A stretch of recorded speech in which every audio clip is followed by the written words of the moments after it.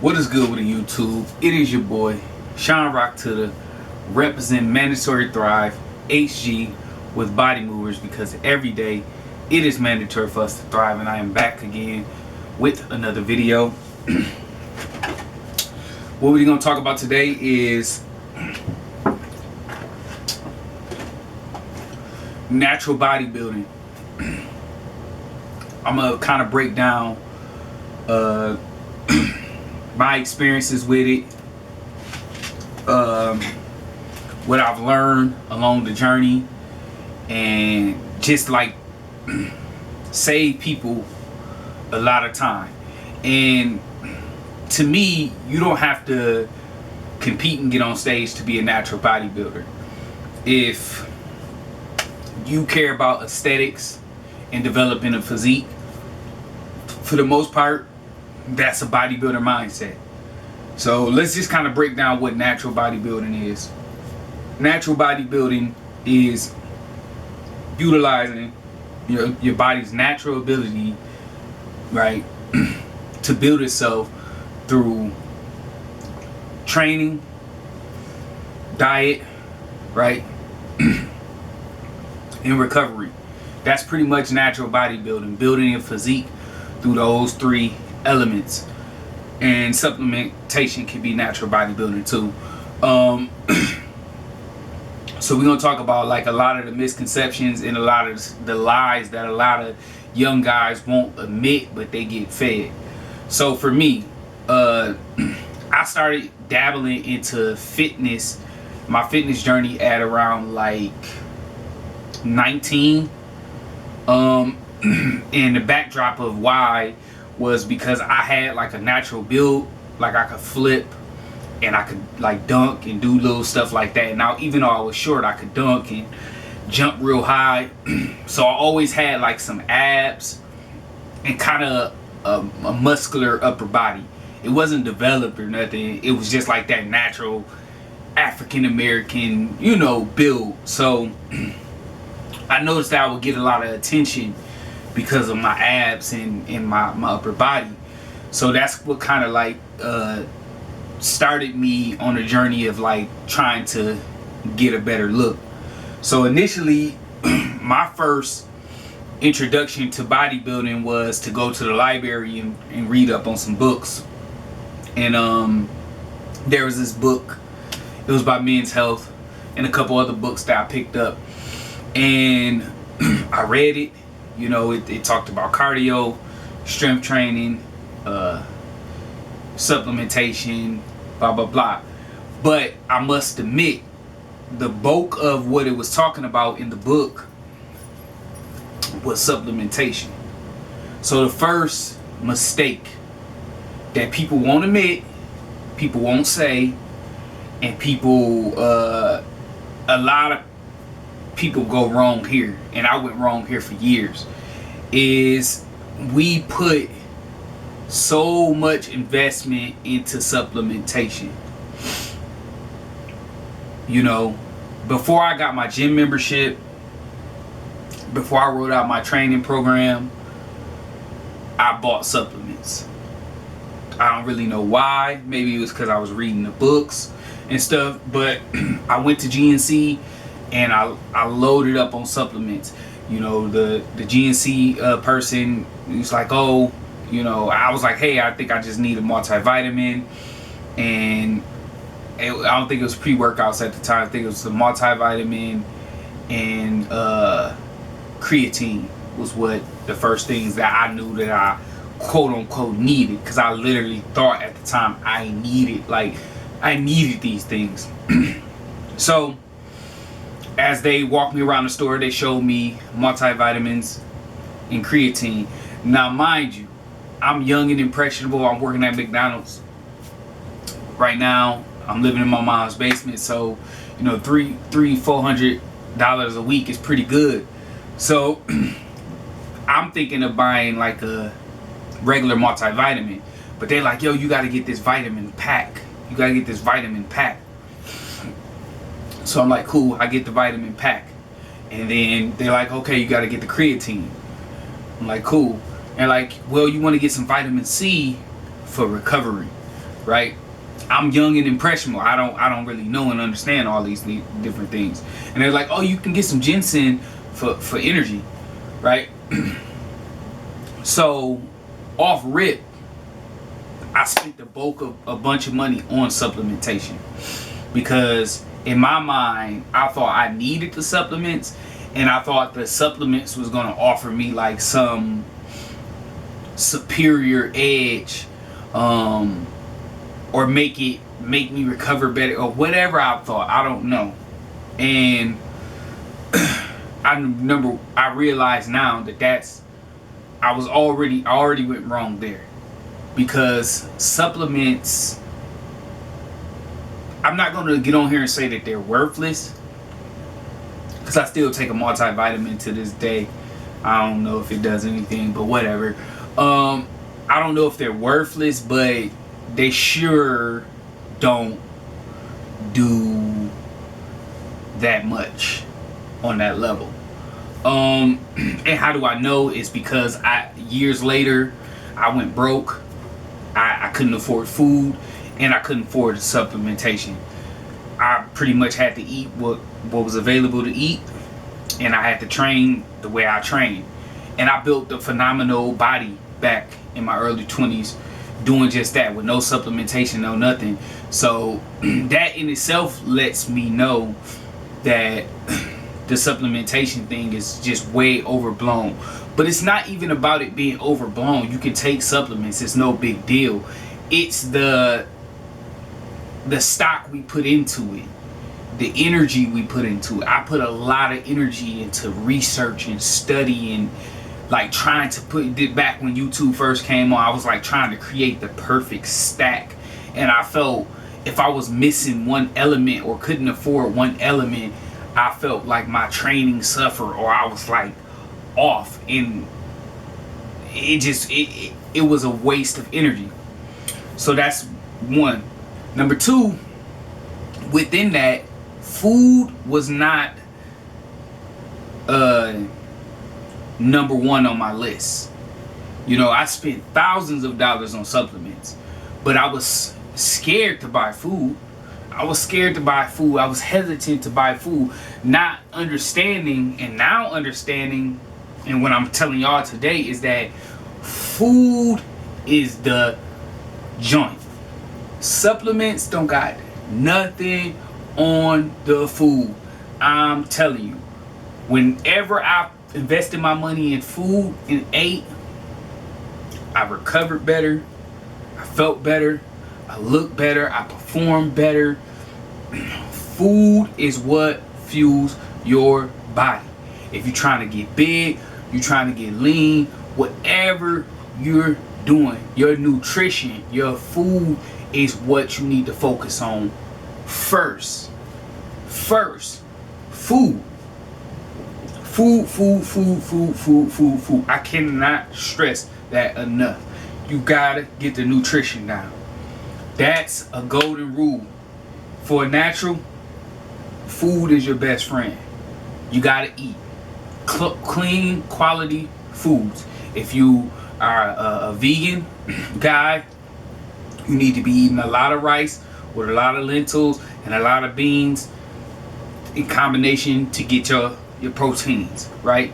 If you're doing a keto diet, you need to be eating a lot of, try to get grass fed if you can, but if you can't afford it, whatever, a lot of quality meats. And if you just a regular eater, eggs, chicken breasts, grains, fruit, vegetables, that's the main staple, man. Lots of vegetables, lots of fruits, lots of protein. That's where it's at. That's what I wish I would have understood. And then number three was, I believed in, first of all, I believed like all these guys on these magazines was natural at the time. Like I thought all of them was natural. Like I literally thought I thought that I could be like, at my height, I thought I could be like 5'7" and be like 195 pounds to 215 pounds. like ripped, like swole up and ripped.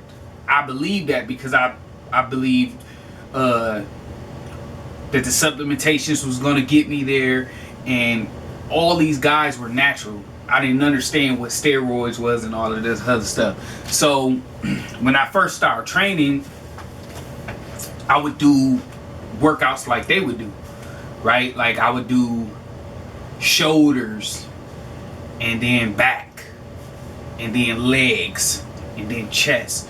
Like I broke it up where I would only hit my muscle groups like once a week. Now, number one, that was so boring for me, which is why I do calisthenics, and I'll get to that in a later video. So I quit, you know, but I was seeing very slow progress because I was training like each muscle group once per week, not understanding that the people that's telling me this are on steroids. So when they train chest on Monday and they take steroids, their chest is still growing throughout the week, even though, you know, when you train shoulders and triceps, you hit those muscles again. But what I'm saying is that's not optimal for a natural bodybuilder. In my opinion, this is just my opinion, the best split for a natural person is full body. To me, that's the best. Second best, push and pull. Not push, pull legs, push and pull. Third best, upper and lower. To me, I think every body part should be hit 3 times a week. I do calisthenics. I only do really body weight training, so I hit my muscle group 6 times a week because I'm only using my body weight. So, you know, I have to compensate for because I don't have extra weight. I mean, I can use extra weight if I want to, but this is just the way I choose to train. So I hit my body part 6 times a week. But if I was lifting weights, you know, and I was doing natural bodybuilding, I would hit my muscle groups 3 times a week. You can get away with 2. A lot of people get away with 2. But to me, the best results is gonna come from hitting that muscle group 3 times a week because you're natural. You know what I'm saying? You can't just hit it and then be like, all right, good, I'm gonna hit that, you know what I'm saying, next week. No, you gotta hit it 3 times a week because that's how you're gonna get your results. Protein synthesis is only gonna go so long for the natural person. So this was a big mistake I made. Now, I like push-pull and legs for aesthetics, right? You can get away with these things if this type of stuff keeps you training. Then cool. But from my experience, being in the gym, being in multiple gyms, talking to multiple people, seeing a bunch of natural guys, all of the guys that have like shoulder days and stuff like that, like they never grow and really thrive in the natural world like the guys I see doing upper and lower and full body or push and pull.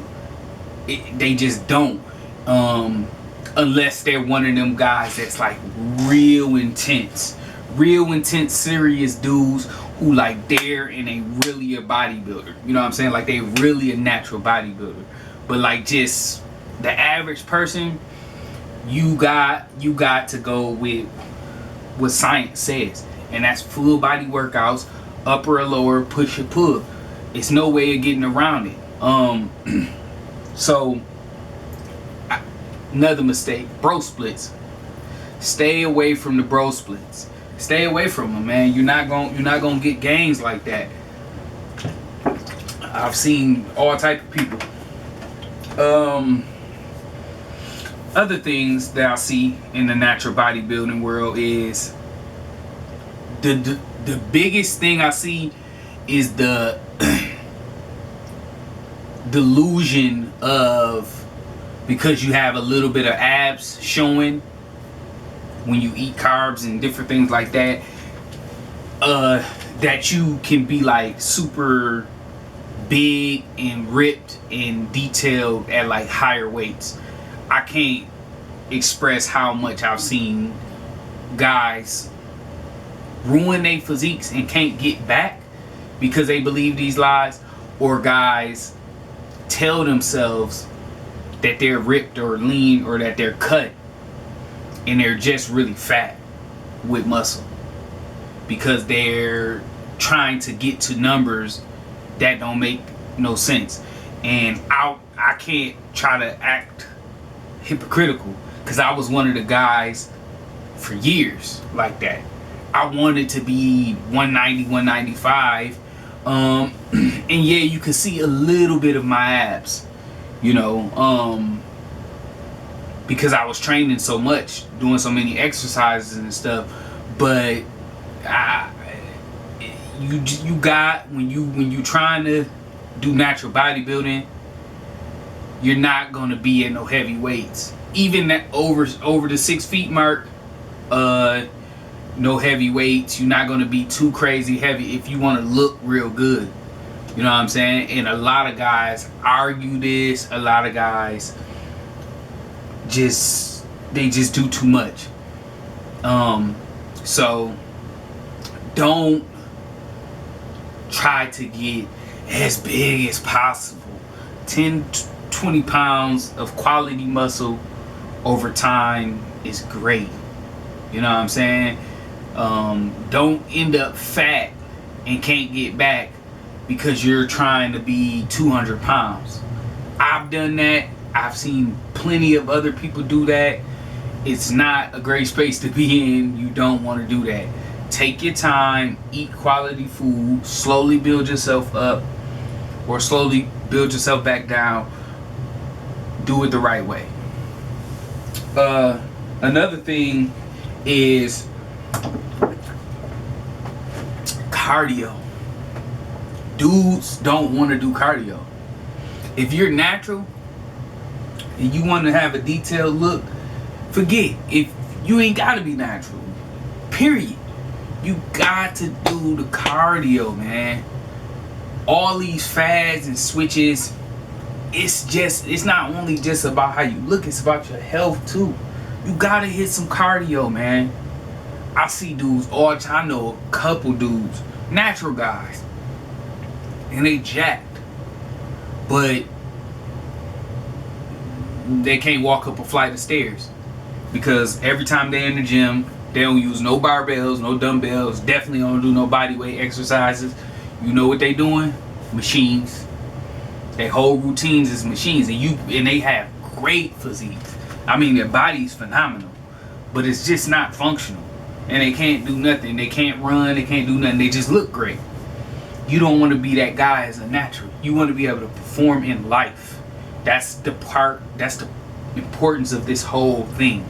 The importance of this whole natural bodybuilding is not only about aesthetics and looking great, it's about performing great as well. And the beauty of being natural is that, number one, you're not going to really be able to be super heavy, so that means in life you can actually perform. Number two, you gotta do real things to get to a certain place with natural bodybuilding, so you're going to be able to perform because you have to do real stuff. You can't do fake stuff and get the way you want to be in natural bodybuilding. And what I mean is, like, you got to do cardio, you got to do this, you got to do that to really look your best. You can get swole, you know, but to really, the best guys to me in natural bodybuilding is the guys that do functional stuff and do real stuff and do cardio and diet right and all of that stuff. So those are some rules, those are some mistakes that I've made, those are some mistakes I see people doing all the time. I think oh yeah, the last one too is